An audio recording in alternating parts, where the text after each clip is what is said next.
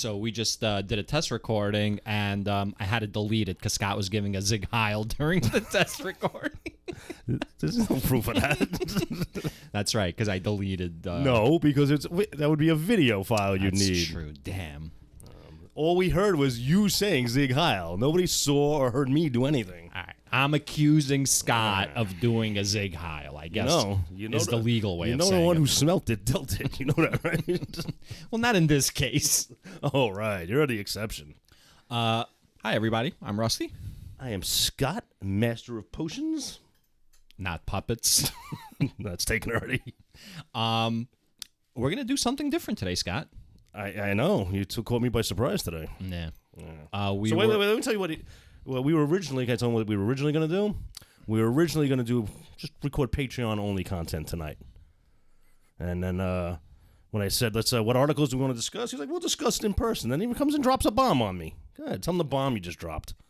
I guess the bomb I dropped was, like, let's do an episode with the Bible, but usually instead of reading it ahead of time tonight, let's just read it on the air. So what are we going to be like books on tape now or something? It's going to be like a Bible reading today. Everybody can follow along. We're going to start with Judges 4, so grab your Bibles. Open them up to Judges 4. Did you ever in your life think you would utter those words? Now, students, grab your Bibles. I got to tell you, Scott. I got to tell you. Having read a good amount of the Bible at this point, probably more than 95% of humans on this planet, sure, right? Absolutely. So having read a decent amount of the Bible now, I think I'm good hands to be in when it comes to, like, telling people what it's about. I think I would interpret it in a safer manner than it is being interpreted in and taught now. I've heard from several men that you are always good hands to be in. Oh, really? Who are these men? I'll have to give them a call. I put Corky back together. I'm going to try Corky again tonight. Oh, yeah, your pump cork bottle opener. All right. Yeah, so today we are going to do something a little bit new. We're going to actually read the Bible verses on air live. It's like a live, as Scott had said, it's like a live episode of ER. So for you 18-year-olds that don't know what ER is. It's like a live episode of The Good Doctor. When George Clooney was young and hot. Can I speak about George Clooney for a minute? Sure. I never understood how everybody thought he was such a handsome man. Yeah. But as he's gotten older, I think he's gotten very handsome. That's called a gray fox. Gray fox? A gray fox. So that's some bullshit. Like me. So, I'm a gray so you guys fox. get to go gray, I got to go bald? That's some bullshit. I mean, well, that just speaks to your testosterone level, your that's manly what they say, testosterone level. You know who probably made that up? A bald dude. Is there science to back that up? I'm surprised you don't watch more of Curb Your Enthusiasm. There's a lot of, like, bald humor on it, but, like, brotherly bald humor. It's like he's created a brotherhood of bald Did they men. market it to the baldies at all? Like, no. All right. See, how would I have known that then? Curb Your Enthusiasm, man. Check it out. Larry David. All right after I'm done doing It's Always Sunny, I'm going to stop pumping this thing. Guy's a genius. So Scott is now opening up this There it goes. wine bottle. This is a thing again, I guess. You started this. On air. And Corky worked. I started what?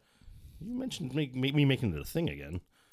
Actually, you mentioned me not making it a thing. No, I just asked why you stopped. I didn't say you should restart. I want to be clear. You shouldn't have brought it to the forefront. I see. I implanted the thought in your head, and here we are again, wasting the first 4 minutes while you struggle to open a bottle. That was no struggle at all, man. Okay. So this is a Cooper and Thief Cellar Masters. It's a red wine blend. It's a stubby little bottle. It is a stubby little bottle. To go with my stubby little wine glass, you know. It kind of looks like a bottle of Hennessy, like if without the label, like the shape of it. Yeah, it's aged 3 months in bourbon whiskey barrels. That's always. It says right here, it's dark and jammy with toasty vanilla notes. Yes, very nice. All right, go on. Go.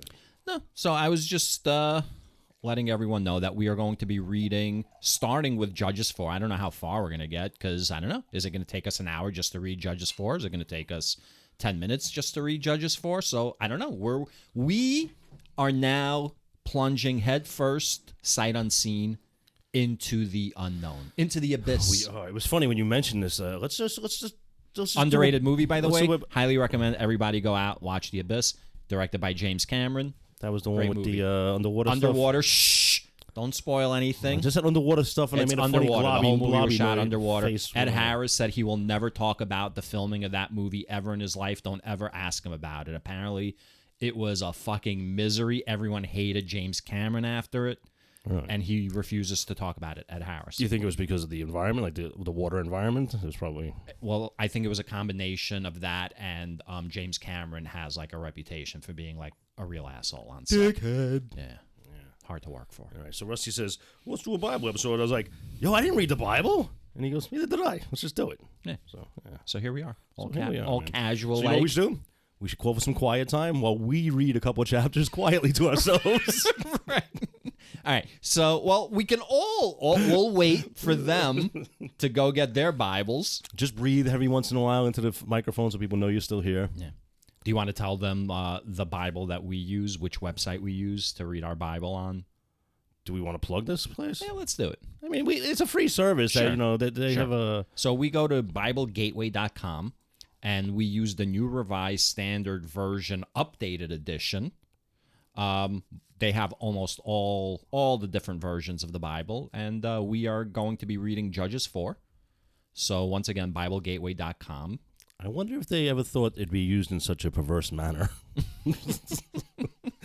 Oh, You know, they search like our notes, like because it's actually a pretty cool like web-based thing where you can take notes on Bible verses and everything. Like that's what we work off of while we're doing our amazing show. Mm-hmm. So and for free, it's a pretty good service. So yeah. So do you think they scan people's notes though to see who's on their side and who's not?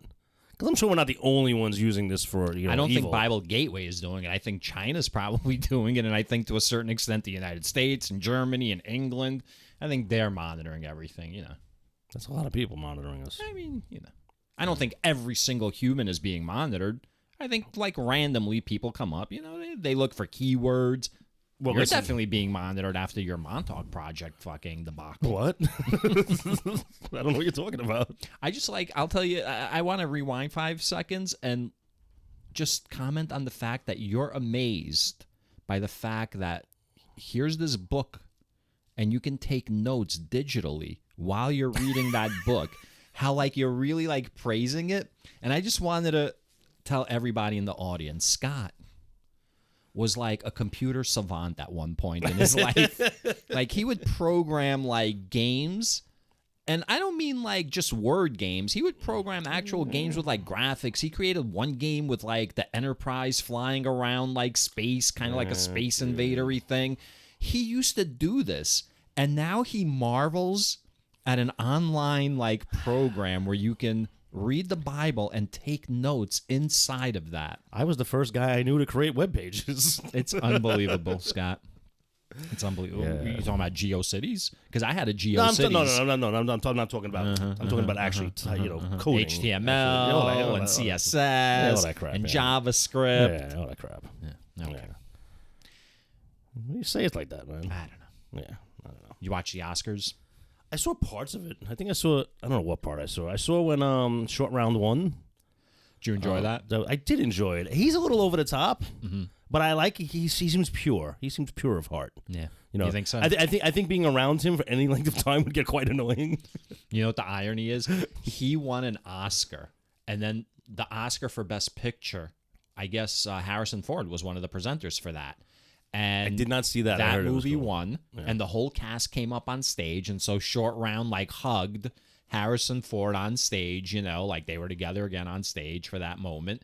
But the irony is, that guy's got an Oscar, but Harrison Ford does not have an Oscar. Really? And Harrison Ford has been in some amazing movies. For a while, he was like in 6 of the top 10 of all time. With And those are just the original action Raiders and movies. We're not even original- talking about like great movies like The Fugitive. Like The Fugitive was so good. Or that movie where I forgot the name of it. He gets shot. He plays like this scumbag like Wall Street banker, and he gets shot in the head during regarding Henry. He gets shot in the head during a robbery, Oh, that's and what it it was totally changes like his personality. He becomes kind of like dim-witted, Yeah. but then like as he recovers, he's not so much dim-witted as much as like he's just changed. Like his priorities have changed. That was a great movie. Presumed Innocent. That was a great movie. Like he's been in a lot of great movies. Witness. Witness. Yes, he plays Air Force One. Nah, that was terrible. Get off my plane. Come on. Wait, had a great speech, man. I don't even remember. The be afraid speech, man. I don't. When he told the terrorists, it's your turn to be afraid. I don't remember. I saw that movie one time. Because you hate America. I saw that movie one time, and that's like in that period of movies where I realized like movies are terrible. It was like that, then that other dumb movie, Face Off. Remember Face Off? I never saw that. Do you know the premise for Face Off? No. Tell the audience what the premise for Face Off.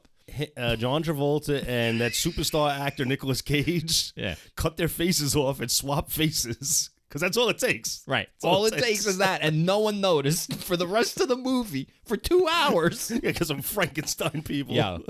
It's at that point I was just like, movies are fucking ridiculous now. So speaking of the Oscars, is there any other industry in the world that sucks its own ass as hard as like the movie industry? So this is why I asked you if you watched the Oscars, and I asked you if you enjoyed it, and you said yes. I didn't watch the whole thing, most part. But from what I watched, I enjoyed it. It's a couple of tearjerker moments, a couple of things that were cool. I don't remember what they were now, but I probably just had something in my eye. There are a lot of actors that I respect. Right, but I have a high bar for I can't just watch like any movie, you know. Like I'm snobbish. Yeah, I'm snobbish about movies for sure. Mm-hmm. And I have a high bar, and I respect certain actors like Kate Winslet, fucking amazing actress, amazing. I used to draw her like I used to draw my French girls. Oh yeah, naked. Kate Blanchett, just amazing. The first time you ever see Elizabeth?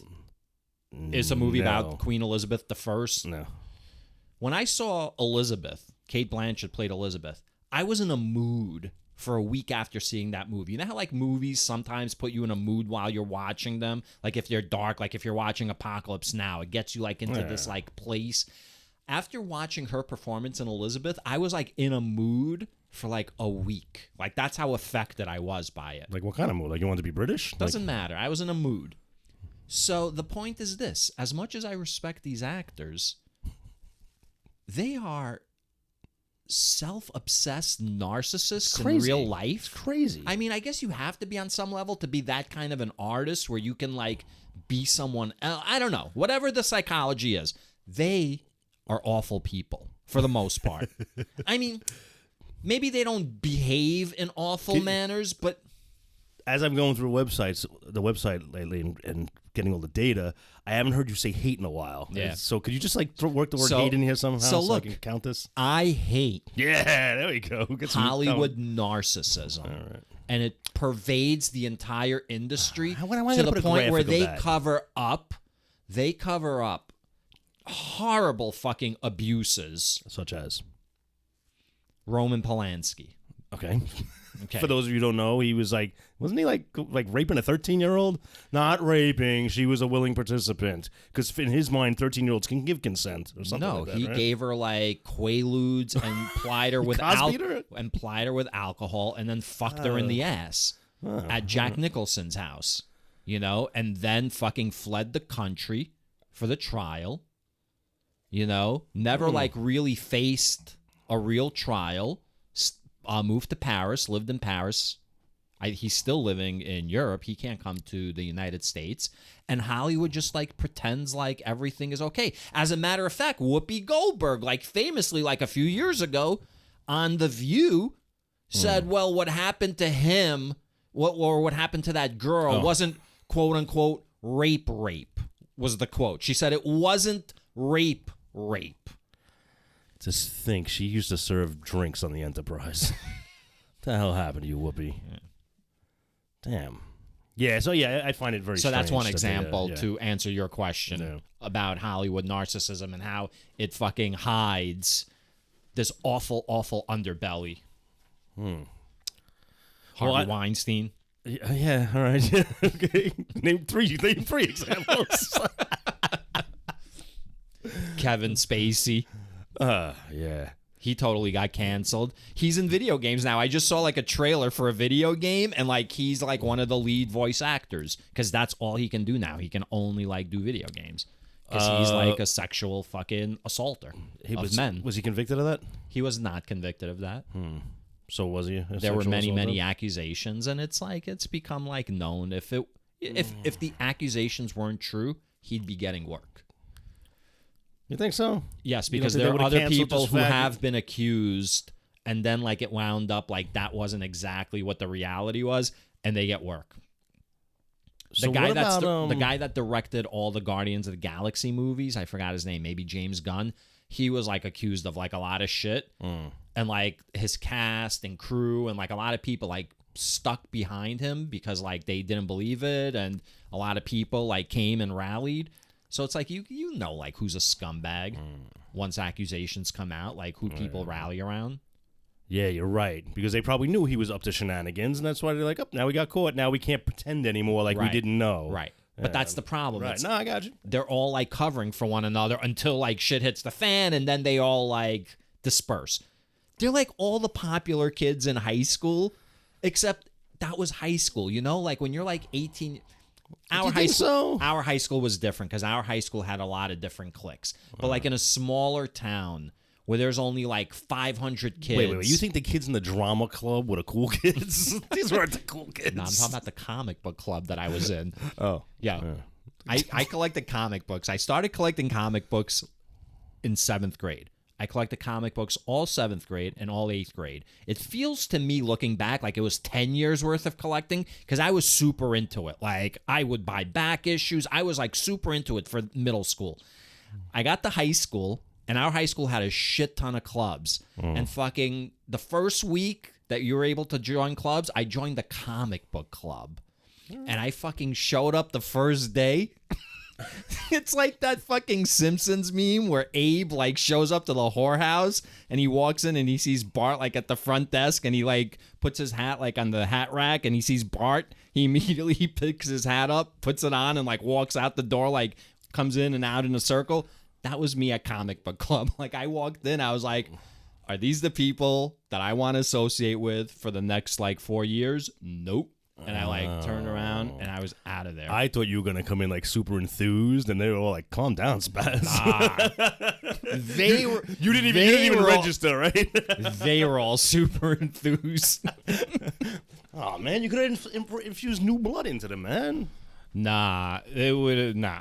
I wasn't gonna be that leader. I would rather follow like cool kids than lead those kids. So Bart Simpson was in a whorehouse. There was like an episode of The Simpsons where he got a job, like it wasn't like a whore. Hey, yes, it was like a whorehouse. Yeah. Yes, and it's a famous meme. All right, so Hollywood's nuts. And I was thinking, wouldn't it be nice if like other industries did that? Like you've been on record, you've been on record saying you were a school teacher. So I was like, wouldn't it be nice like if you had like a school teacher awards thing and you clap for each other and you got drunk, you did stupid shit in hotel rooms? I mean, they do have that. They have awards for teachers, but not like at galas. Well, have a fucking gala, man. You can't afford a gala. Why don't you do it at the fucking Museum of Natural History or something? For like education in this country. We got to bail out another fucking bank that fucking failed. Elon Musk got it, man. Yeah. So let's talk about this for a second, Scott. Right. Let's talk about how I got to move all my money because I've got my millions in one account and it only is Silicon Valley Bank. Okay. That sounds shady right to begin with. So this bank apparently had 48% of startups in Silicon Valley. The venture capitalists borrowed money through that bank. So you know what venture capitalists do? They fund like startups. Sure. Right.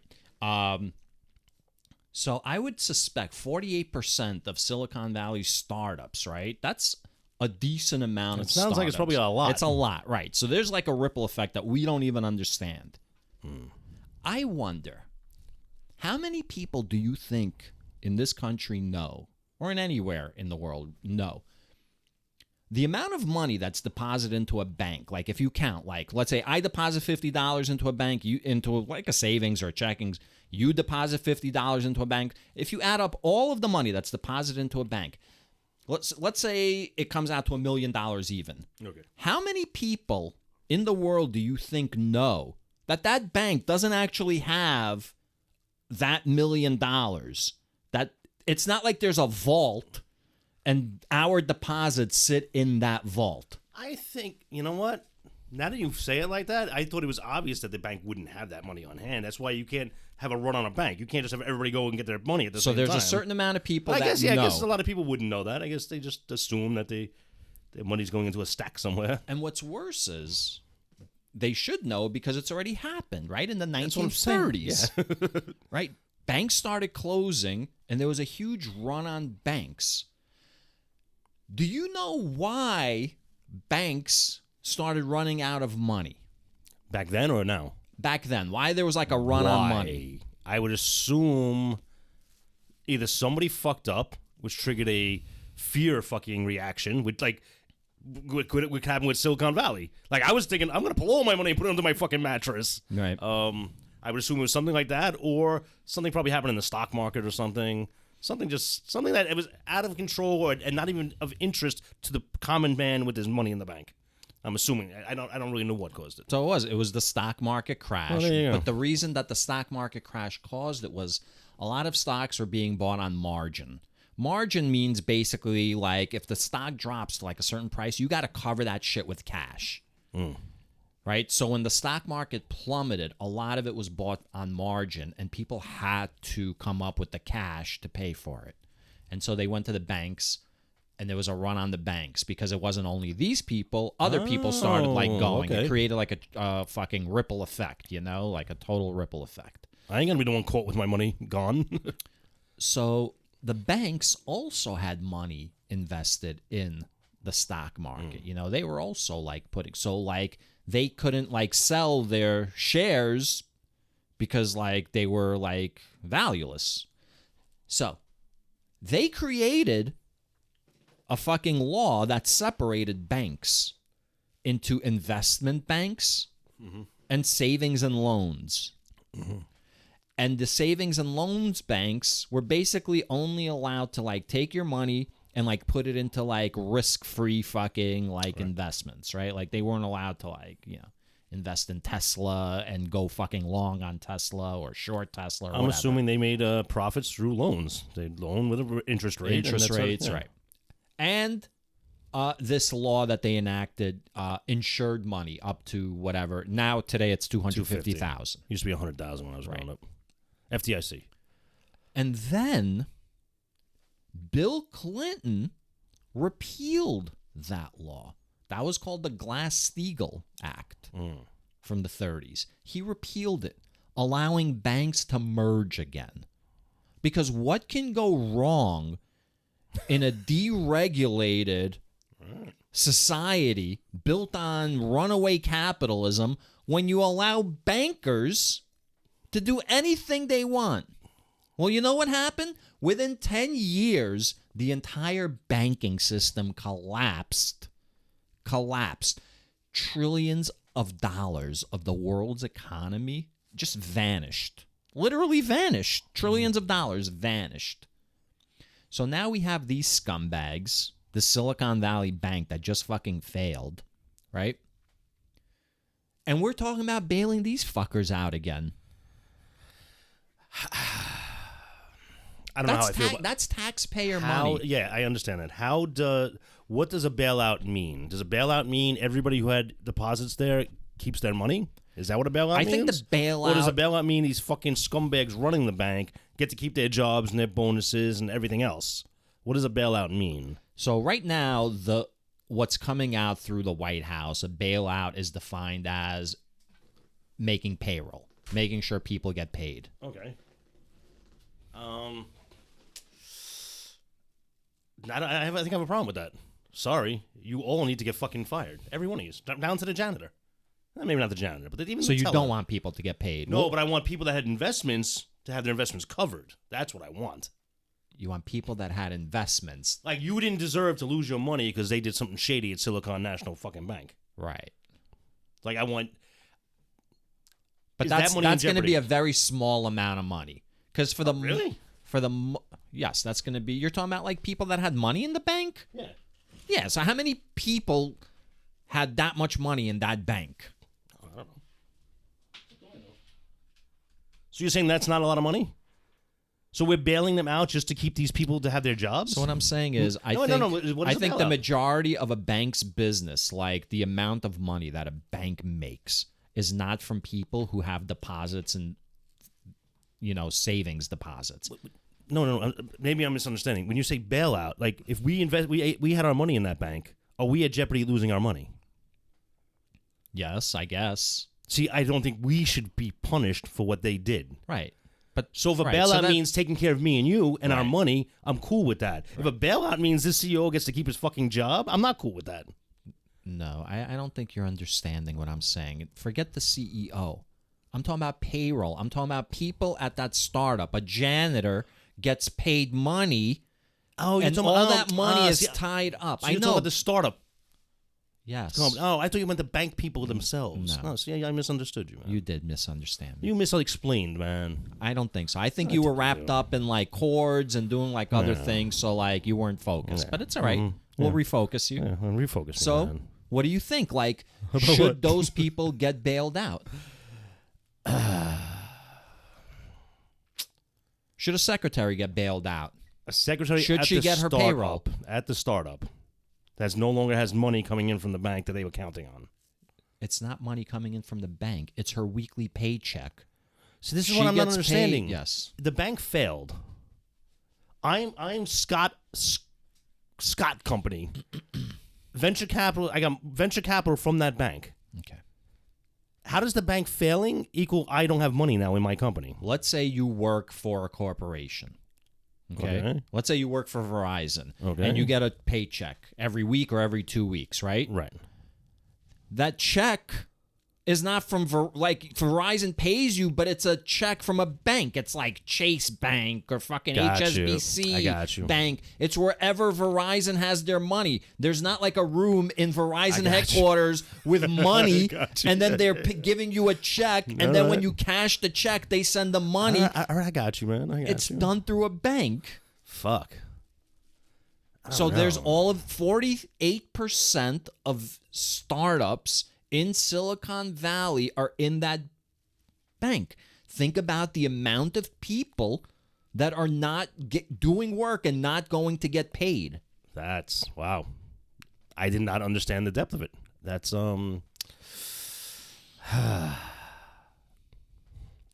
That's fucked up. Yeah, it's fucked up. But do they taxpayer money pays that if they bail them out? You should have put your money in a more reliable place. I don't know. I don't know. I'm going to tell you this. I mean, they're victims of a crime. I'm sure there's a crime here, right? There's got to be a crime here. Right. You Yes. say- is there a crime? There's If probably. there's a bunch of deregulation and like, oh, well, we took a risk. It failed. So I don't know enough yet about what happened with this particular bank, but I'm going to assume there was like shady shit going on. Shady's different than a crime, though. Unethical shit. Anytime different you're, than a crime. when you're in, well, nothing is considered a crime in the banking industry. Yo, not a single person went to jail for like the 2008, 2009 financial collapse that was built on fucking fraud. Yeah. Fraud is the only way to describe it. We're going to get right back to the show. But before we do, we'd like to invite you to come visit our Patreon. Each week, we discuss a new topic at the intersection of society and religion. We explore the encroachment of religion onto secular institutions, such as schools, workplaces, and government. In addition, we'll investigate whether religion practices what it preaches. So, after this episode, head on over to patreon.com/libeltobible and join in the conversation. And now, back to the show.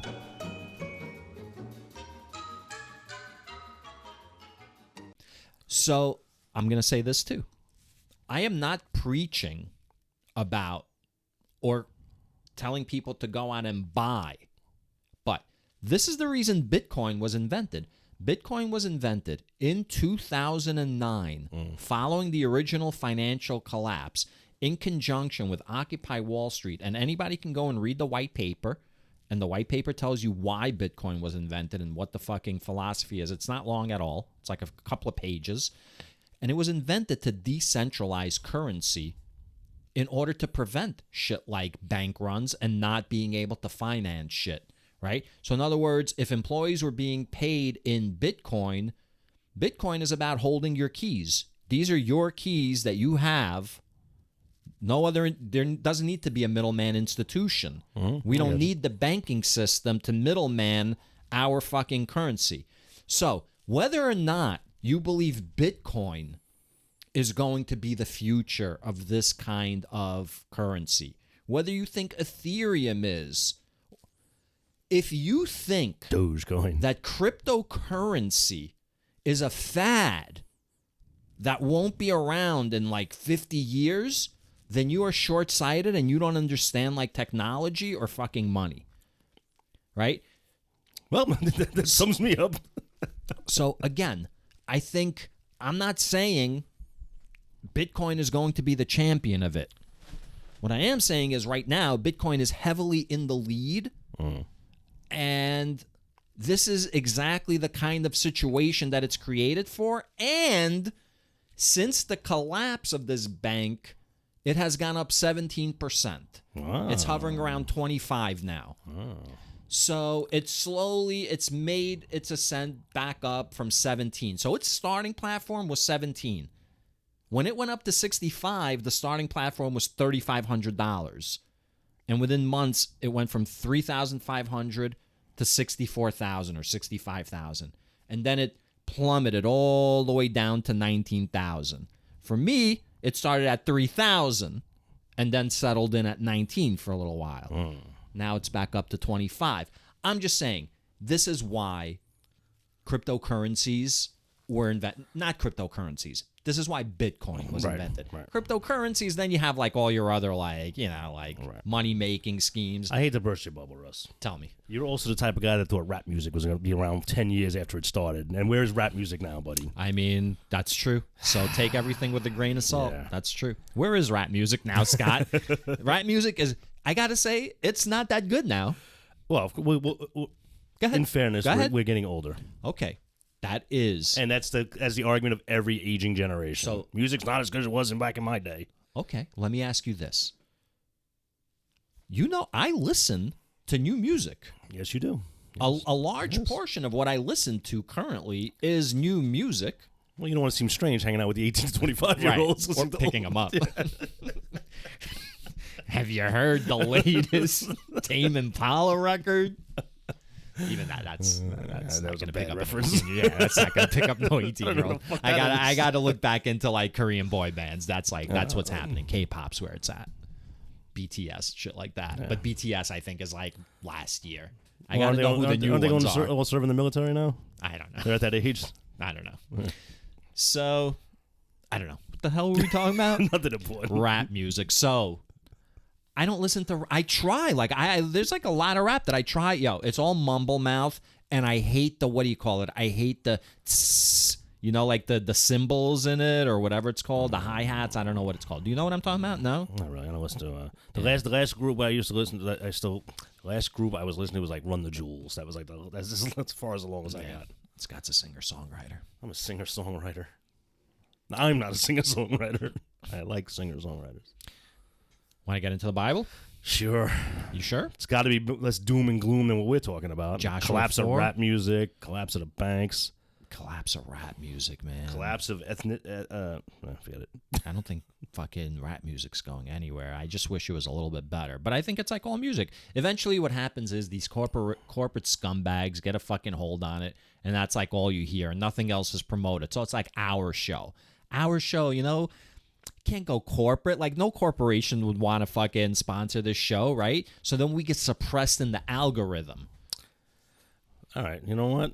I'm just wondering how quickly I would sell out of a corporation game and said, Scott, can we just make a couple of changes? Oh, no, 100. 100%. I'm saying, oh, I see what you mean. What are the changes? Like me? Like getting rid of me? Listen, no offense. Why did Will Smith get rid of DJ Listen, Jazzy Jeff? I respect the game, I guess. I respect the game. But Jim Morrison didn't dump the rest of the doors, all right? The rest of the doors dumped him. He stuck with them. Yeah, how'd that work out for him in that bathtub? Well, he had his demons for sure. Yeah. His dad was the admiral of the U.S. naval fleet Yes. in the Gulf of Tonkin. Yes, something like that. Yeah, he was like the head honcho, man. Not something like that. It's exactly like that. He was the admiral of the U.S. naval fleet in the Gulf of Tonkin. Yeah, you ever been there? The Gulf of Tonkin? Yeah, twice last year. All right. All right. So, the Bible, Judges. So how are we going to do this, man? We're just going to read, motherfucker. So, we've already done Judges 1 through 3, and basically the judges are like the rulers that quote-unquote Yahweh fucking appoints. Well, he has to. Well, the moment one of these guys dies, the Israelites go off their fucking rockers. I like man. how all of a sudden Scott wakes up. Like when it's time to start shitting on the Israel, Scott had nothing to say for the last 35 minutes. All of a sudden, he's all animated. He's awake. I shitted on Hollywood a little bit, not like you did. Go ahead, Scott. No, I said what I said. They can't be trusted to act right. They can't be trusted to act. They can't be trusted to act right. I was at a work story real quick. I was working with a woman. Everything's virtual now, and she was talking about somebody who acts the fool a lot. All right. So somebody must have spoken to that person because this person says to me, "Oh, I see she drank her act right," and she said it in such a way. I was like, fuck did she just say? Right. Like act right was a beverage you could drink. Right, and that yeah. was like, You understand? She said it so quickly and so like in the middle of You something. weren't expecting to hear that combination of words what the together. Fuck did she just say? So yeah, these Israelites didn't drink their act right. Speaking of working with a woman, the title is Deborah and Barak. Oh, look at that. We left You think that this out. is who Obama's named after? That was possible. He has a C in his name, though, doesn't he? Barak. Doesn't he have a C in his name? I don't know. Barak. I find it weird that we elected Barack Hussein. We elected a Hussein after a president who started a war with a Hussein. Look at that. That's weird. Well, Barack one might Hussein say Obama. One might say that Barack Hussein was an infiltrator to answer our one might say warmongering. that, and one might be called a fucking idiot for saying that. Do you think this is the first time we didn't read the title of the fucking chapter we're about to read, and it happens to be a woman? Deborah is the first word in the title. We chose not to read this one. I didn't choose not to read it. I just literally read the title. We didn't start? No. All right. Okay. No. Well, if you don't read it, you're a misogynist. All right, let's start. Deborah and Barak. Judges 10. The Israelites again did what was evil in the sight of the Lord after Ehud died. What is this Judges 10 shit? What? You said Judges 10. Why would I say Judges 10? That's what I'm asking you. We've only done Judges 1 through 3, But you just haven't said we? you said Judges 10, and then I you said started Judges reading. 4. Okay, we're gonna rewind that. I don't think you said Judges 4. I'm going to stop the recording and we're going to see. No, I'm going to stop. No, because you're going to edit it out then. No, people need to hear when you fuck up. Just move it along, man. Don't matter. 4, but 10, I can edit it out later anyway when I fucking... And I'll forget that we even had this conversation. Just keep it going, man. Judges 4, man. Judges 4, Deborah and Barak. The Israelites again did what was evil in the sight of the Lord after Ehud died. Right. So the Lord... Exactly. Somebody dies, they act stupid. I don't even remember who Ehud is. I guess he's the a last judge. judge. He's a judge, right. Probably not. So the Lord sold them into the hand of King Jabin of Canaan, who reigned in Hazor. The commander of his army was Sisera, who lived in Harosheth HaGolim. Then the Israelites cried out to the Lord for help, for he has 900 chariots of iron, and had oppressed the Israelites cruelly 20 years. All right, so dude dies. They act silly. They get freaking conquered. Not because they got conquered, because we don't give these conquerors any credit. Like maybe they waited the whole time Ehud was president, maintaining the peace. These people were preparing for war. Ehud died. They fucking struck, and they won. Not because the Israelites really did anything wrong, but they had years to prepare for this. While the Israelites were all kumbayaing, like everything was cool, so they weren't prepared. Right. So you're saying this is actual like human history that occurred, not so much divine like intervention. Possibly. But I do want you to go back to verse 2. Who lived in Harosheth? You said Golim. Harosheth Goyim. Yeah. You're skipping that word, huh?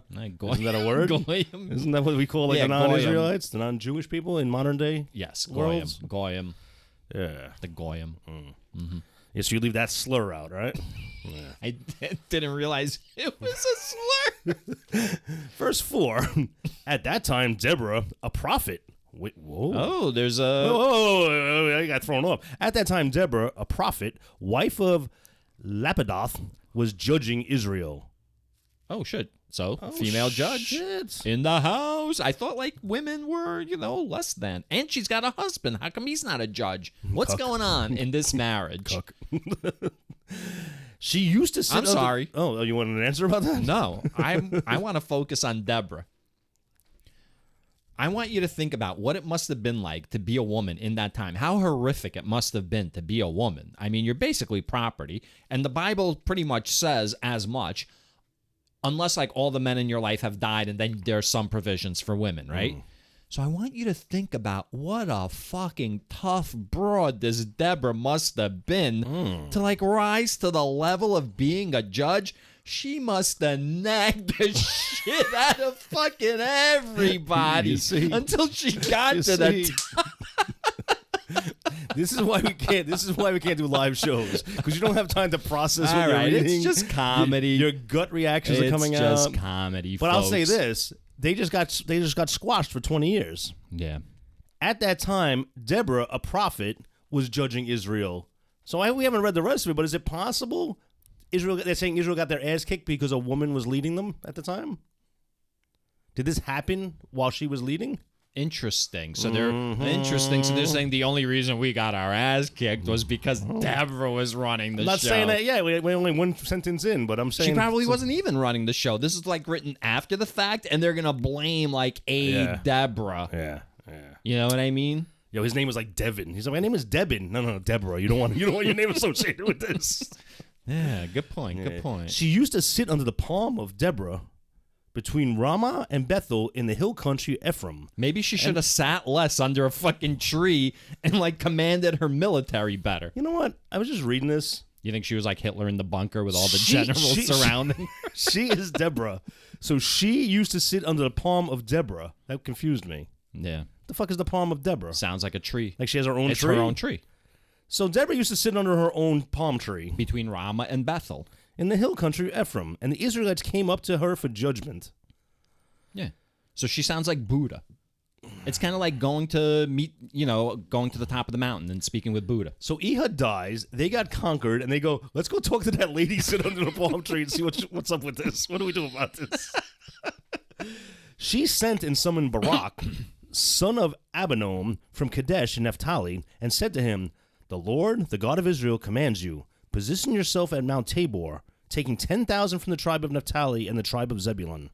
I will draw out Sisera, the general of Jabin's army, to meet you by the Wadi Kashan with his chariots and his troops, and I will give him into your hand. How do you think she's going to draw him out? Is it going to be like one of those situations like Up in Smoke where like Cheech and Chong was like hitching a ride, so he put on like big boobs under his shirt and stuck out his thumb, and Cheech saw him like in the side view mirror and thought it was like a woman with like big titties and made that crazy U-turn? Right, so Rusty You again. think it's like that? That's how she's going to draw. Rusty again. Why is that the only thing you can think of a woman can do to have any influence? I'm sorry. I'm sorry. No, listen. It's I'm all right. sorry. It's best that It's the pressure of trying to draw the younger audience in. It's making me resort to like these vile, like off-color jokes. See, I like when you don't have a week to think about stuff. You sound as dumb as I do. I'm sorry. So she's got a plan. All right. Barak said to her, if you will go with me, I will go. But if you will not go with me, I will not go. But she literally just said, I'm going to go and draw that person out. But at some point, they have to split up. Like, is he looking for hand-holding? What? Yeah, what the fuck, Barak? What the fuck? I hate to say this, but man up, man. Do your part. And Hey, man up, adult up. I shouldn't say man up. It's adult up, man. Oh, look at you. And she said, I will surely go with you. Nevertheless, the road on which you are going will not lead you to glory, for the Lord will sell Sisera into the hand of a woman. Oh, shit. So Sisera is like the general of this army that they're going to fight. Yeah. And he's going to... What's going on? Why is everything backwards? He was going to go... She was going to go lead him out. Yeah. While Barak did some other shit. And he's like, no, come with me. So she's like, all right, I'll go with you. Because Barak knows she's the shit. So everything good is going to happen because of her. Right. So he's like, come with me and I'll do it so he can claim some of the glory. And she's like, even if whatever happens, it's still going to be delivered to a woman. I'm still going to have I'm going to be the one with all the glory. Yes. So he's being a weasel. Don't forget who the fuck you work for. Yeah. I ain't working for you You're working for me. Yeah, so let me close this one out. Then Deborah got up and went with Barak to Kadesh. Barak summoned Zebulon and Naphtali to Kadesh, and 10,000 warriors went up behind him, and Deborah went up with him. You know, I'm starting to think it's more the warriors that are impacting these battles and less like Yahweh's influence. Yeah, I mean, again, I don't want to give these people any credit, but you know, the warriors might be doing their job. Yeah, and also, by the way, she told Barak that this is like Yahweh's plan, but yeah, nowhere has Yahweh spoken. But he's a judge. She's a judge, right? So you think it's like through divine intervention? She's got the red phone. He's working his magic hands. Maybe the palm tree has the phone like on it. Yeah. That's the palm's like the radar. She's on Gilligan's Island. The palm is the transmitter. Yeah. All right. Now, Heber the Kenite had separated from the other Kenites, that is, the descendants of Hobab, the father-in-law of Moses, and had encamped as far away as Elon Bezanim, which is near Kadesh. Okay, so what? Who gives a fuck? All of a sudden, we're being introduced to this whole new group of people out of nowhere, and then it goes nowhere. Who is Heber? Do we care? What? Maybe the next chapter. All right. I'll let you continue, man. When Sisera was told that Barak, son of Abinoam, again, who cares? Right. It's Barak, right? We know him as Barak. This is Klingon culture, man. When Sisera was told... When Sisera was told that Barak, son of Abinoam, had gone up to Mount Tabor, Sisera called out all his chariots, 900 chariots of iron, and all the troops who were with him, from Harosheth Hagoyim to the Wadi Kishon. Then Deborah said to Barak, Up! Oh, wait. Up! For this is the day on which the Lord has given Sisera into your hand. Has not the Lord gone out before you?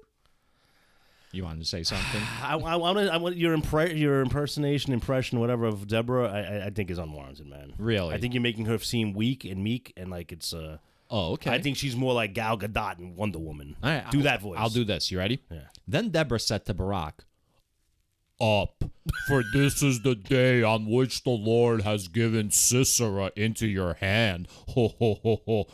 Has not the Lord gone out before you? I'm just going to let you go with your own creative juices, man. I mean, I'm assuming she's a strong woman, you know? So there's meek and weak, and then that, right? There's no strong woman in between that's just, like, still feminine. Come on, you know I don't respect women. Yeah, I know. I just want everybody else to know it. Yeah, all right. Well, now the cat's out of the bag. This is what happens when we do things live. Yeah. Things come out. Yeah. You can't edit things out. Well, you can. We should do a live By the way, show once. Technically, we do every episode live. We're always live, right? That's true. It'd be weird to for me to show up pre-recorded. We just stand or at just each other recorded. and play our recordings Right. back to each other. Yo, that is one of the funniest videos I have ever seen in my entire life. I couldn't stop laughing for 5 minutes.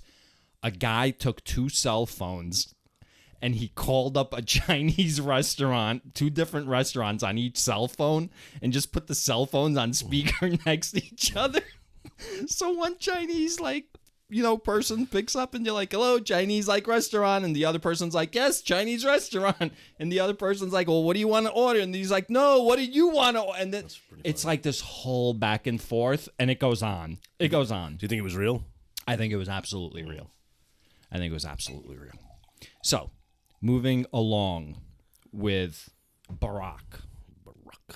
So Barak went down from Mount Tabor with 10,000 warriors following him. By the way, 900 chariots. I don't know, I guess that's a lot. Is that a lot? Well, I guess a chariot. All right, so let's picture a chariot. It's a horse wearing some sort of yoke, wearing some sort of harness that connects to a 2-wheeled vehicle in the back, probably. It would be like if everybody in our high school graduating class showed up in a chariot, right? Our graduating class consisted of around 900 people. Okay, that's give or take. Yeah, okay. So think about the size of that. So these chariots, Is that I'm a lot? assuming, I guess That's a lot. They Right? keep talking about it like it's a lot. I guess. Yeah. Who the fuck has 900 iron chariots? But he's got, so Barak has 10,000 warriors. So let's talk about this. So the chariot, do you think the chariot? So there's one chariot for every 10 soldiers. Right. So how many people can be in a chariot? Maybe 2. A driver and the guy with the bow and arrow or something. Yeah. And or maybe 2 bows and arrows. And the whole chariot, if the whole chariot's like shaped iron, that's a shield around them. Right. So they're not susceptible. And the horses can plow through like. Yeah, and I'm sure the horses got gear on. Right. Barding, I think it's called. Right. Armor for horses is called barding. I don't know. Yeah, and I'm sure they're geared up, these horses, man. Like, they're not going to be sitting around waiting to get hamstrung. They're not going to fall for that shit. Hamstrung. All right. So, and, it's a formidable force. And you know what? You might stand to put your line up, and all of a sudden these 900 chariots come, and they don't stop. They just keep going. They just run you right over. Right. Right? They're not stopping. No, right. That's what I'm saying. The horses will like mow through like a large and an iron chariot running over you. Ugh, and you know it's where I got those spikes like sticking out of it. You know what I mean? They're tricked out. They're definitely tricked out. Yes. Yeah. They're killing machines. Yeah, for sure. So like if they go near you, they'll like slice through like your leg or whatever, your fucking hip, whatever the fuck. Out yes. It's like fucking like iron porcupines coming at you, man. Could you imagine? You don't want that. So apparently these chariots are like decent war machines at this point in time. Yeah, sure. Yeah, it's like they're like a tank. You know what we know they don't do though? They don't float. Just X-Payroll. Oh shit. Damn. All right. So Barak went down from Mount Tabor with 10,000 warriors following him. And the Lord threw Sisera and all his chariots and all his army into a panic before Barak. Sisera got down from his chariot and fled away on foot, while Barak pursued the chariots and the army to Haroseth Hagoyim. All the army of Sisera fell by the sword, not one was left. Question. So much for the chariots. I would like to know more about the in-between periods, the in-betweens of the judges. So in other words, that original judge died, right? Ehud, right? And then Yahweh was like, and the people like obviously went astray again. What were the people doing when they went astray? I want to know about that. Let's see. All right, so Ehud keeps everything under control. He dies. They go astray. And then Deborah probably comes up as a judge to save them. Like, she's not there. That's what I'm no. So it seems like judges are only appointed after a period of time. So it's almost like Yahweh's like, okay, I'm going to appoint a judge. They're going to learn their lesson this time. The judge puts them under control. The judge dies, and Yahweh's like laissez-faire. He's like, let's see how they behave if they've learned their lesson. They didn't. So he lets them get conquered for 20 years. I would like to know more about that. Like, what is their life like under that? Because maybe it's even better. Maybe they want to be Canaanites. Yeah, they want to assimilate it. You know, like we don't cultures. get told about it. Like we're just told, oh, they're enslaved. But are they enslaved? So Deborah was not there when they collapsed. They collapsed, and God was like, Deborah, you're up. He called her after up, 20 right? years. She was like, she was a monk smoking weed under a fucking palm tree, and she was called, and she fucking told this guy fucking Barak. She's like, yo, God spoke to me, and this is how we're gonna fucking overthrow this scumbag Sisera. All right, and they did. Yes, and they did. Verse 17. Now Sisera had fled away on foot to the tent of Jael, wife of Heber the Kenite. For there was peace between King Jabin of Hazor and the clan of Heber the Kenite. Jael came out to meet Sisera and said to him, turn aside, my lord, turn aside to me, have no fear. Okay. So he turned aside to her into the tent, and she covered him with a rug. All right, so, okay. Remember when that one woman, like, sat on, like, a saddle to, like, hide her period? Right. The veg mixer or something, right? Like a blender or something. Our home goods. Then he said to her, please give me a little water to drink, for I am thirsty. So she opened a skin of milk and gave him a drink and covered him. So now he's under a rug. He's hiding under a fucking rug. Have you ever hid under a rug, Rusty? It's pretty noticeable that someone's under the rug. Wow, look at this lumpy rug. Yeah. All right. I can't see. I got tears in my eyes. Her husband comes home and trips over, like, the rug. Yeah. He said to her, stand at the entrance of the tent, and if anybody comes and asks you, is anybody here? Say no. She should be like, dude, I got this, man. You came to me.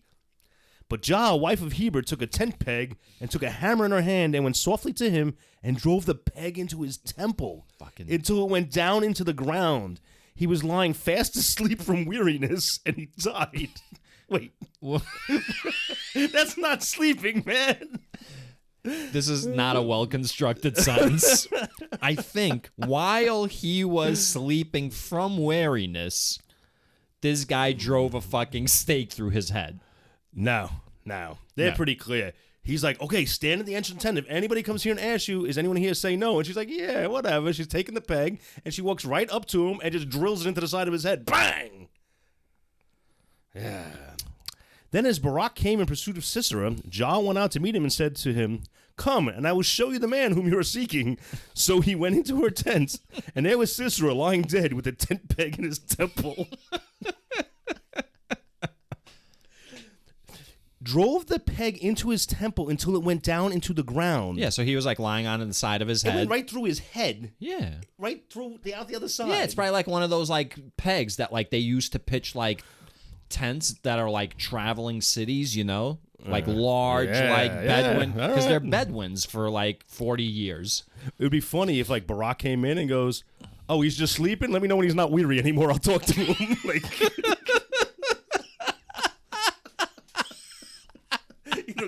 He's gonna wake up with one hell of a headache. In that Arnold Schwarzenegger movie when he kills the guy on the plane, he's like, don't disturb my friend, he's dead tired. I don't know which movie that is. Yeah, is that like one of the later ones, like Peacemaker or some shit? No, I don't know what it is. No, it was an early one. Early one. I don't know All right, nice. what it was. We should watch Commando again. You want to watch a not woke movie? Go watch Commando. That was the movie where they threw the pipe through the guy. I don't even remember. It went through him and like the steam came out of the pipe. And he was like, That's yo, great. let off some steam. That's great. This guy's pegged to the fucking floor. That's so talk about not shouldn't have trusted her. So on that day, God subdued King Jabin Why? of Because Canaan. she's an Israelite? God subdued King Jabin of Canaan before the Israelites. Then the hand of the Israelites bore harder and harder on King Jabin of Canaan until they destroyed King Jabin of Canaan. What? Who got killed here? So on that day, God subdued King Jabin of okay, Canaan before the Israelites. I'm glad they didn't say like they subdued King Sisera because that woman took care of that shit. Yeah, she did. She's a boss. Yeah, but now is she like who is she though? Who is this? She's just like the wrong one. He picked the wrong one today. Is she a friend of the Israelites or is she an undercover Israelite? Like, why did she do this? I think she's an Israelite. No. I don't know. I think I would have liked to see the lumpy carpet, the lumpy rug. All right, that was maybe fun. like she liked the Israelites, or maybe like Sisera did something to her sister, or like there was like they can make a movie about this. Yeah. Like the backstory that leads up to this. Isn't this amazing that we had like a super woke Oscars apparently last night? Mm-hmm. And now we got a story that features two women prominently in super authority roles here. Mm-hmm. And not once did this pass the test. Not once did they talk about a relationship with a man, right? Isn't it? Well, she did. You heard call about that's Barack. a test now? Like how women in movies, how often they're talking about relationships with men. Like that dialogue shouldn't count. Like it's being like good dialogue. For so long, women were only used to discuss relationships with men. Right. So they use it as a test now to see how much of the dialogue women have that isn't specifically about a relationship with a man. Right. So I think this passes the test. Okay. All right. Interesting. How do you know so much about like film critique and like film analysis? I don't know. I heard Where are you getting your information from? I don't know, man. Access You can fact check Hollywood me. or Probably. Yeah.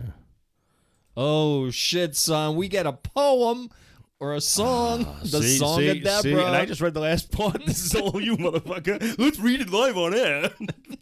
The Song of Deborah. Judges 5. The Song of Deborah. Are we gonna sing it? Can you live auto-tune this? Like, can you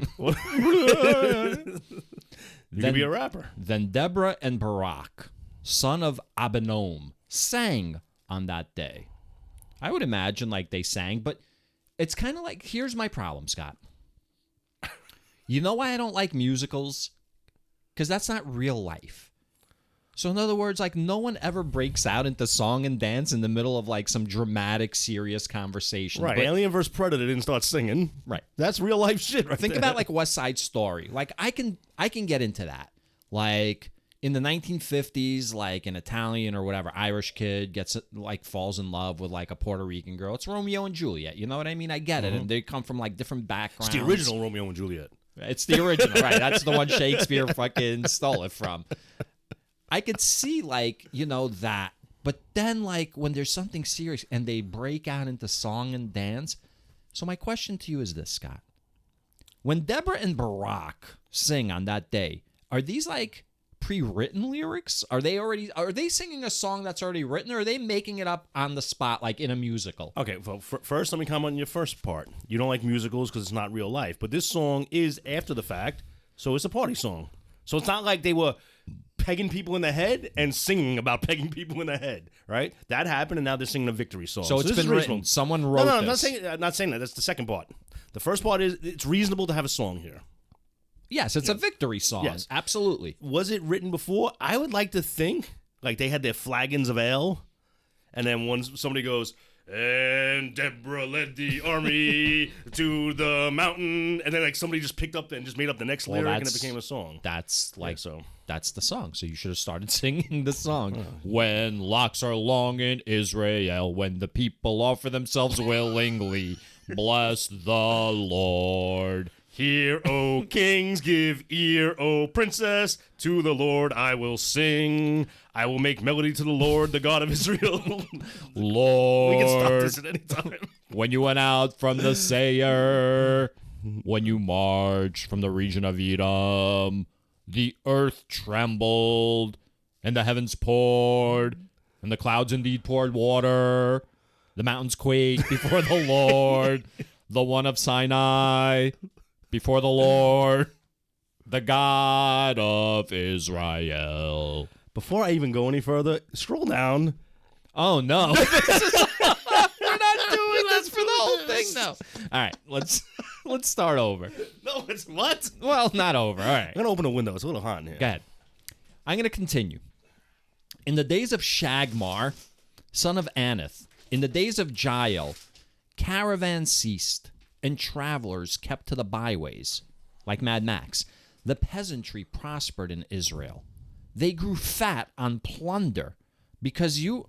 Oh, so this is basically like it's showing you like why they fell, right? Like What the fuck are you reading?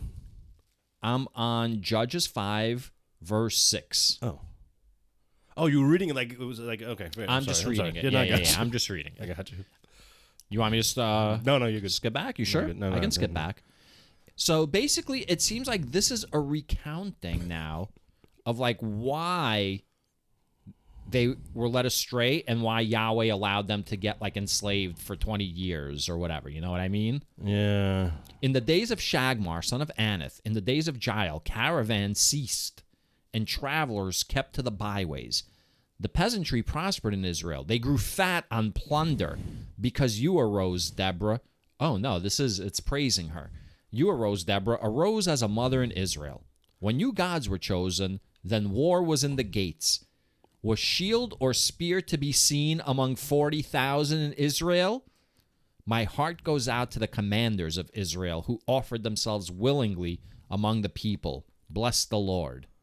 See, when you first started reading verse 7, Yeah. the peasantry prospered in Israel. They grew fat on plunder because you arose, Deborah. At first, I was like, that sounds insulting. No. Growing fat on plunder is a good Right. thing. So I got thrown by fat on plunder, but then they were like praising her for it. So it was like, yeah, living high on the hog, yo. I got thrown by the singing that was going on in this room. Sing of it, you who ride on white donkeys, you who sit on rich carpets, and you who walk by the way. To the sound of musicians at the watering places, there they repeat the triumphs of the Lord, the triumphs of his peasantry in Israel. So it's like all-inclusive, right? Those who ride in on white donkeys, who sit on rich carpets, and you who walk. It's like whether you're rich or poor, sing like the praises of Yahweh, or he will barbecue you. Then down to the gates marched the people of the Lord. Awake, awake, Deborah. Awake, awake, utter a song. Arise, Barak, lead away your captives. You think Deborah goes to the window and is like, shut up down there? There's decent people trying to get some sleep up here. Damn sterno bums. I'll squash you. Rocky 3. That is Rocky. Nice. Yeah. So they're kind of recounting the story now. And then down marched the remnant of the nobles, and the people of the Lord marched down for him against the mighty. From Ephraim they set out into the valley, following you, Benjamin, with your kin. Wait, when did Benjamin get in here? There's all over the place. From Machir marched down the commanders, and from Zebulun those who bear the marshal's staff. The chiefs of Issachar came with Deborah. The chiefs of Issachar came with Deborah. Yeah, that's how you know this is all made up. Can't synchronize them things, man. And Issachar faithful to Barak. Into the valley they rushed out at his heels. Among the clans of Reuben, there were great searchings of heart. What does that mean, great searchings of heart? Like, they had to, gird their loins. All right. They had to man up. Why did you tarry among the sheepfolds to hear the piping for the flocks? Among the clans of Reuben, there were great searchings of heart. You said that already. They said that twice. Oh, it's like the chorus. I gotta say, this is a lame fucking chapter. Yeah, well, we listen. Let's get through it. Should we keep going or just? Yeah, keep going. Let's plow through. Go ahead, 17. Go ahead. Gilead stayed beyond the Jordan, and Dan. Why did he abide with the ships? Asher sat still at the coast of the sea, settling down by his lands. Zebulun is a people that scorn death. Naphtali, too, on the heights of the field. Hold up. Go ahead. Are they throwing some shade at these people? Like, why were you chilling on the boats while we were fighting, motherfuckers? What's up, Dan? Why did you tarry among the sheepfolds to hear the piping for the flocks? Among the clans of Reuben, there were great searchings of heart. Do you think that means they were, debating whether to get involved? Like conscientious objectors? Yes, so they're, thinking about it. They're grappling with the morality of the situation. Oh, look at that fucking draft dodging motherfuckers. Mm-hmm. Yeah. You know what? I hope there's a fucking puck in the urinal when I go to the bar later that has, Ruben's face on it. So I can pee on it. You know what I'm saying? I got to tell you, that is the funniest in a dumb way thing I've heard. We know someone who constantly, talks about pissing in a urinal that has, Jane Fonda's face in it. And this person is, so proud of the fact that he does it. And it's my God. First of all, the woman has actually apologized for what she did. Second of all, the reason she was there was for a good cause, and she was young and she did something fucking stupid and she's apologized for it. And her entire life of activism, right, has always been and again, she's a celebrity. She's probably a fucking horrible person that I would not want to be around. But she's done a lot of great things. And for this person, so many years later, I mean, the woman's almost 90 at this point. It's I'm pissing on her face. Yeah. That guy would absolutely fuck Jane Fonda. If he met her in a bar and she wanted to fuck her. But I'll tell you what, I'd piss on her face too if she asked me to. Exactly. Gross. So why did you tarry among the sheepfolds to hear the piping of the flocks? Among the clan of Reuben, there were great searchings of heart. Gilead stayed beyond the Jordan, and Dan, why did he abide with the ships? Asher sat still at the coast of the sea, settling down by his landings. Zebulun is a people that scorn death. Naphtali, too, on the heights of the field. The problem is there's so many names being crammed into this. You would really have to, study, all of these verses to understand them. And I'm going to tell you that, it's strange because this book's hasn't been studied for thousands of years. So but I'm saying, for you and I to really comment on this, we could, but we would have to take a class on it to understand all of these references. Once you know what, maybe I'll add a chalkboard and stuff to the studio when it's done. So we can chart this all out. We can put names. We can get put in a magnetic. We'll put the names of the tribes on a magnetic thing. We can move them around, flow chart them. Absolutely. Battles, set them up. If we get enough patrons, we can hire an actual teacher. We get like Norman Get Schwarzkopf like a and come smart in. board and fucking That probably don't work. do the whole thing, or it works, but no one knows how to use it, so it just sits there. Like the third grader gotta come in. And So you set it put a up. projector and you just project shit onto it, and you use it as like a screen. So you know what? And I'm wondering, is Barack calling out Gilead and Dan and Reuben? I gotta tell you, because they should turn around and go, "Yo, Barack, motherfucker, you wouldn't do anything unless this woman held your hand." Damn. Yeah. You think that's like the biggest insult back then? Shit. Like, you can't do anything without a woman there. Oh yeah, it's gotta be. It's gotta be one of the biggest. It's a big insults. insult today too, right? Yeah, really, not much has changed. You know what they should do, though? You know what Reuben should do? Like slide a little golden idol into fucking Barack's pocket and go, wait, what's that in your pocket? You talking shit about me? Oh shit, a frame job, yo. Yeah, you got Do a frame job. That's fucked up. So the kings came. They fought. Then fought the kings of Canaan by Tanakh, by the waters of Megiddo. They got no spoils of silver. The stars fought from heaven. From their courses, they fought against Sisera. I don't know what's going on right here. Okay, there was a fight, but what is the stars fought from heaven? Could this be more rocks and shit coming out of the sky? The stars fought from heaven. From their courses, or is it like a UFO battle? The stars fought from heaven? Is there like a fucking UFO battle going on in the sky right now? Is this what is happening? That's possible, but it's a little far-fetched for us. The stars fought Maybe they from were heaven. So they're describing a huge battle. Go up to verse 19. The kings came. So this is like the kings are showing up. They fought. Then fought the kings of Canaan at Tanakh. This is like that Star Trek episode. Yes, of course I was thinking that. Then fought the kings of Canaan at Tanakh by the waters of Megiddo. They got no spoils of silver. The stars fought from heaven. This is like the beginning of Lord of the Rings, where it's like that huge battle with fucking everybody there, and Sauron shows up. The stars fought from heaven. Possibly the battle went into the night, and they had night arrows, flaming arrows. So, But they would say that. No, why? It's a song, man. It's metaphor. This is a song, man. You think they're clever enough to invent metaphor? For a song, they are, sure. She sat under a palm tree her whole fucking life. Okay. They literally talked about the guy getting like the thing driven through his temple into the floor. That wasn't in the song. Let's see, they mentioned that in the song.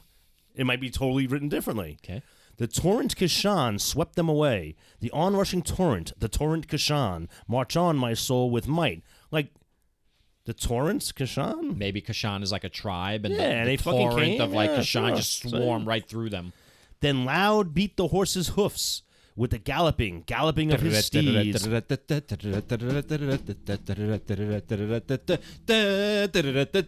think that's one of the, was it the coconut clopping noise in History of the World? don't remember that. Yeah, they sound like coconut horses, but they were clopping, using coconuts to make whatever. Maybe. All right. Curse Maraz, says the angel of the Lord. Curse bitterly its inhabitants, because they did not come to the help of the Lord, to the help of the Lord against the mighty. Ooh, Maraz didn't help, son. Fuck them. Most blessed of women be Jael. There you go, Jael. She's the one where, what's his name, holed up under the rug. Most blessed of women be Jael, the wife of Haber the Canaanite, of tent-dwelling women, most blessed. So she was a Bedouin, so it sounds like, a tent-dwelling woman. She was one of the good ones. Water, he asked. Milk she gave. She brought him curds in a lordly bowl. She put her hand to the tent peg and her right hand to the worker's mallet. She struck Sisera a blow. She crushed his head. So that's not metaphorical. No, this is pretty graphic. Yeah. She shattered and pierced his temple. Between her feet he sank. This is even more graphic. Yeah, this is good. Between her feet he sank. He fell. He lay still. Between her feet he sank. He fell. This is like in Where the middle he of, sank, there he fell dead. This is like in the middle of like a EDM song, and then it goes into like a little spoken word part, and they just get real into This just needs Pharrell to like produce it, and it's like it's a hit. Yeah. So I like water he asked, milk she gave. Like she wasn't giving him nothing, and it was curdled milk. It was like some nasty ass don't think chunky so. milk. No. I think curd, it's like cottage cheese. And I think milk, he just wanted water, but she gave him like milk. I think she pampered him and she made it seem like fucking she was like helping him. Yeah, let your guard But down. like I got you. Right, there you go. What's this mallet for? It's to knock down the curds and She whey. rolled out the red carpet to fucking drive a fucking stake through his temple. All right. Yeah. Nice. Like he went fucking willingly and submissively to his death. So who was where is she from? Who is this chick? So again, she's a Bedouin because it says most blessed of women. If you go to verse 24. But is she an Israelite? So let's go to verse 24. Everybody, please turn to verse 24. Judges 5. Most blessed of women be Jael, the wife of Heber the Canaanite, of tent-dwelling women. Most blessed. So she is a tent-dwelling woman. Those are Bedouins. Those are people that move through. So they are not Israelites because Israelites are not Bedouins. Israelites have their territories. What's she even doing that then? Oh, she was traveling through the land. She's a Bedouin. Maybe they were wrong place, right time. Nice. Right place, wrong time. Right place, right time. And you know, if she knows her history, this is a good move on her part. Curry favor with the Israelites. Yeah. For all they're singing songs about her now. Listen, let's be honest. Her being a woman. Maybe a man killed fucking Sisera. Then she seduced that man, killed him, buried his body somewhere, and then took credit for Sisera. Yeah, I'm not saying that's what happened. I'm just asking questions. Just asking questions. That's all I'm doing. Out of the window she peered. The mother of Sisera gazed through the lattice. Why is his chariot so long in coming? Giggity. Why? What's his mom, bro? Whatever. His stepmom. Yeah. She's stuck in the dryer. Totally all right. She's stuck in the dryer again. Well, she's stuck in the window. She's looking out the window. She's like, oh, I can't get out of this huge window frame. Oh, let me help you, Mom, by banging you from behind. Did they have glass back then? Was that glass windows? Well, they were just like windows with shutters. I don't know what glass was. No glass. Popular. I gotta say no glass. Yeah. All right. Out of the window she peered. The mother of Sisera gazed through the lattice. Why is his chariot so long in coming? Why tarry the hoofbeats of his chariots? Her wisest ladies make answer. Indeed, she answers the question herself. Are they not finding and dividing the spoil? A woman or two for every man? Spoil of dyed stuffs for Sisera? Spoil of dyed stuffs embroidered? 2 pieces of dyed work embroidered for my neck as spoil. What a fucking cunt this woman is, huh? Her son's like missing in battle, and her assumption is, oh, he must be just dividing up the spoils to, like, you know, pass around and give me like my share. And well, her friends are trying to say the same thing. Like, no, I'm sure everything's fine. It's just dividing up the spoils. Yeah, come on. I mean, she's like, what are you? Nah, she's hoping for the best here. This is being written by like the victors of this, so I'm sure she's being painted in unkind light. I don't think she's being painted in an unkind light. She's holding on to hope. I'm painting her in an unkind light. Yes, they aren't. We should fucking go along. All right, yeah. So perish all your enemies, O Lord, but may your friends be like the sun as it rises in its might. So, I mean, listen, it picked up towards the end, right? Once we sort of understood it. Yeah. And the land had rest 40 years. All right, so we got a 40 year break. Is that how it ended? I missed that? The last sentence. Really? Yeah. That's not good. So, go down to the footnotes real quick. Okay. A lot of meaning of Hebrew uncertain. Several notes there, like, we don't know what this song was about. Well, there are like certain words that probably just disappeared, you know, to history. 2, 3 meaning of Hebrew uncertain. Yeah. Hey, listen, what are you going to do? I'm not going to do nothing. Listen, you're going to put together this super important book that everybody has to read and follow and obey, and you're going to add some shit in there that's vague and no one can explain. All right, so like, who do we like more? Do we like Deborah or how do we pronounce her name? Jael. And you pronounce it lattice. I always called it lattice. Lattice. I mean, listen, it could be. Which would explain that there probably is no glass because it's a lattice in the window, not a piece of glass. Not a lattice. No. It's probably like French, right? Are there any Frenchies back then? What are you laughing at? I don't understand what you're laughing Frenchies. at. Back when? Back when during the these English days. language was written? Like No, back when this happened. I'm saying, in the Bible, the word lattice Oh, it might have wasn't been a different written. word. It's an English word. It was like right. Like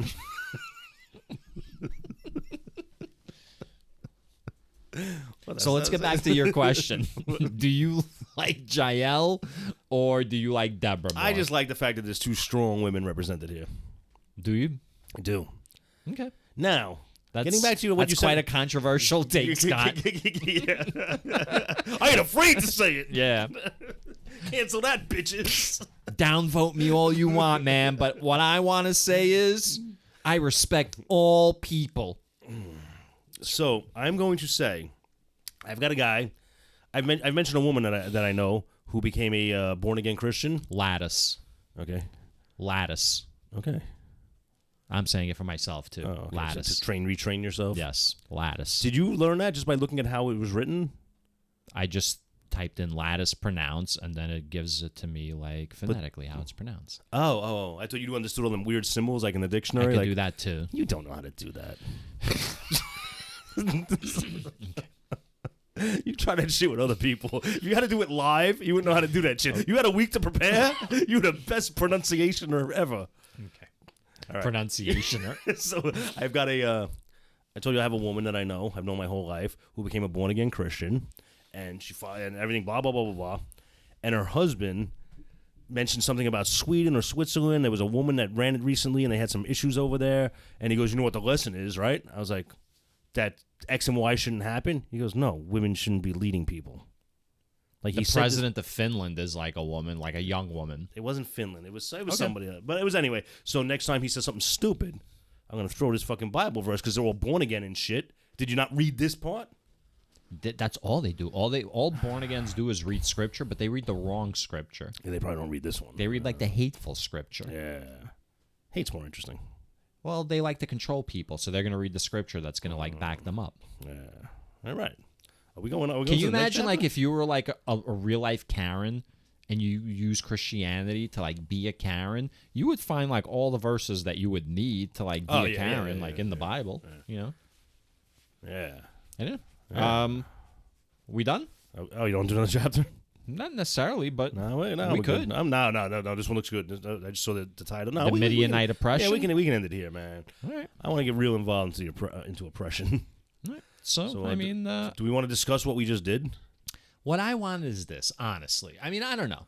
Tell me honestly what you want, man. Stop beating around the bush, so I don't disappoint you all the time. But the problem is there's also... tell me what your needs are, man. We're an hour 21 into this, so Yeah, I it's don't know how not many enough. people are left. But if you're still here, like if you're still listening right now, you've gone through the shit with us today, right? Like we've done this experiment.